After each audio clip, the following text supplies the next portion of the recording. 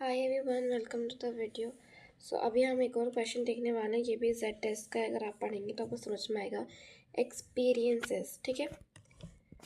Had show that 20% of manufactured product is the top quality, ठीक है। मतलब experience उन्होंने बताया है कि 20% जो है वही मतलब टॉप क्वालिटी का प्रोडक्ट है। और अगर एक दिन में मतलब एक 1 डे प्रोडक्शन ऑफ 400 आर्टिकल्स, मतलब एक दिन में 400 आर्टिकल्स प्रोड्यूस होते हैं, उनमें से सिर्फ 50 जो है टॉप क्वालिटी के होंगे, ठीक है। 50 आर ऑफ टॉप क्वालिटी, ठीक है। तो टेस्ट हाइपोथेसिस 0.05 लेवल, ठीक है।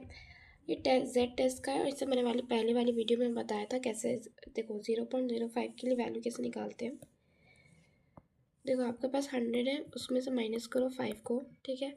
तो ये विल गेट 95। देख लो 100 माइनस 5 इज 95। इसको डिवाइड करो 2 से और फिर इसका परसेंटेज निकालो। इसको भी 100 से डिवाइड कर दो तो यू विल गेट दिस। और इसकी वैल्यू जो आती है, अगर टेबल में मैं ऑलरेडी बता चुकी हूँ, लास्ट वीडियो देख के अब समझ जाओ। तो 1.96 वैल्यू है, ठीक है। तो आपको 1.96 के ऊपर मैं यहाँ पर लिख देती हूँ। मैं डायरेक्ट लिख रही हूँ क्योंकि मैं इससे पहले एक्सप्लेन कर चुकी हूँ, ठीक है। तो यहाँ पर चलो ये क्लियर हो गया, ये वाला पार्ट हमें किस पे चेक करना है। अब हाइपोथेसिस क्या लेंगे, ठीक है। हाइपोथेसिस एक H0 होगा और एक H1 होगा, ठीक है। अगर मैं आपसे बात करूँ, हम ये ले लेते हैं कि P मतलब प्रोबेबिलिटी ऑफ सक्सेस, मतलब जिसको मैं P से डिनोट करती हूँ, ठीक है। इसको हम ले सकते हैं 20 के इक्वल, मतलब 20% के इक्वल। और हम हाइपोथेसिस ले लें कि नहीं, ये मतलब डिफेक्टिव है, मतलब ये टॉप क्वालिटी की नहीं है। 20% जो है वो टॉप क्वालिटी की नहीं है, डिफेक्टिव है। तो कुछ नहीं करना, आपको फॉर्मूला पता है, मैंने इससे पहले वाली वीडियो में बताया था। एक होता है स्मॉल p, एक होता है capital P Q upon N, ठीक है। अब यहाँ पर ये वाला वैल्यू लगेगा।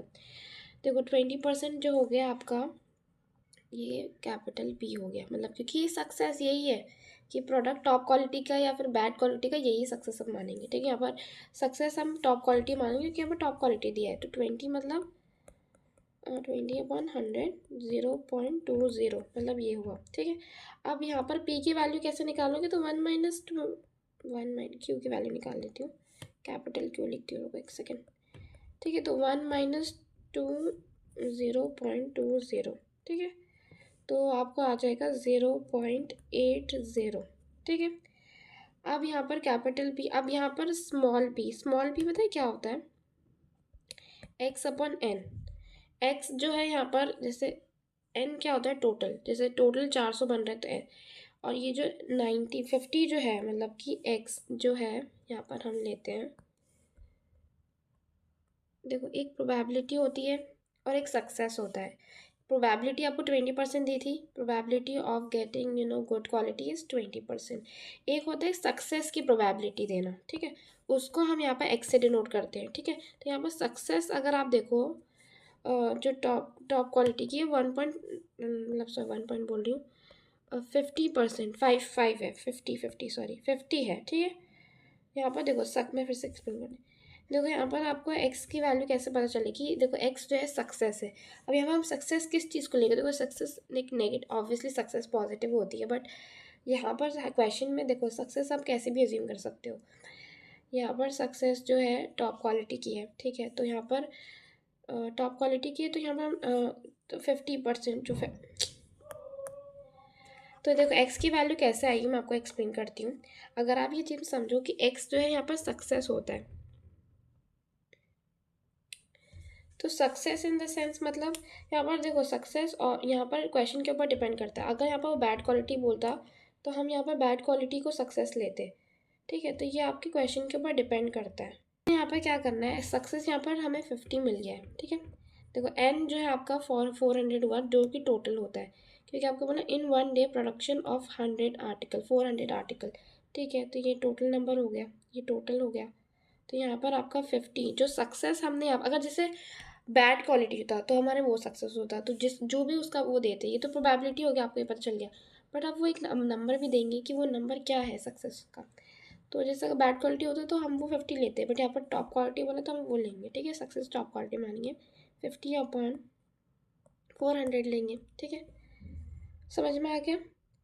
अब यहाँ पर इसको निकालो, स्मॉल पी को निकालो जल्दी से। कैसे निकालेंगे? कुछ नहीं करना है, 50 को डिवाइड कर दो 400 से, सेकेंड, तो ये आ गया। अब z कैलकुलेटेड की वैल्यू 0.125 माइनस 0.20, ठीक है, मैं डायरेक्ट लिखते जा रही हूँ, 0.20, ठीक है, p इंटू 0.80, ठीक है, n, अब यहाँ पर n क्या है? 400, ठीक है, मैं ऑलरेडी एक्सप्लेन कर दिया। तो यहाँ पर आपका आ गया है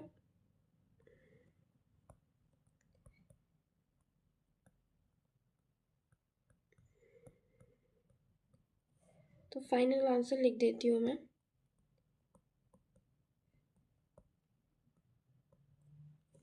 एक सेकेंड,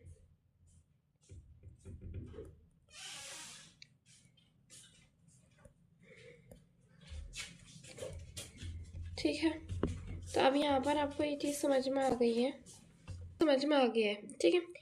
अब यहाँ पर -1.35, अब देखो ये आपकी क्रिटिकल वैल्यू आ गई है, z कैलकुलेटेड वैल्यू, ठीक है। अब मैं बता दूँ जो हाइपोथेसिस है ये प्लस माइनस दोनों में होता है, ठीक है। तो यहाँ पर आपको क्या करना पड़ेगा, सिंस ये वाली वैल्यू आपके नेगेटिव में आई है तो अब ये वाली नेगेटिव में ले लो, ठीक है, ये वाली भी नेगेटिव में लेंगे, पॉजिटिव में नहीं। अगर आप कंपेयर करो -3.75 और या फिर -1.79196, तो ऑब्वियसली जो मतलब नेगेटिव में उल्टा केस होता है, ठीक है। तो आपको पता चल जाएगा कि यहाँ पर H0 जो है रिजेक्ट हो जाएगा।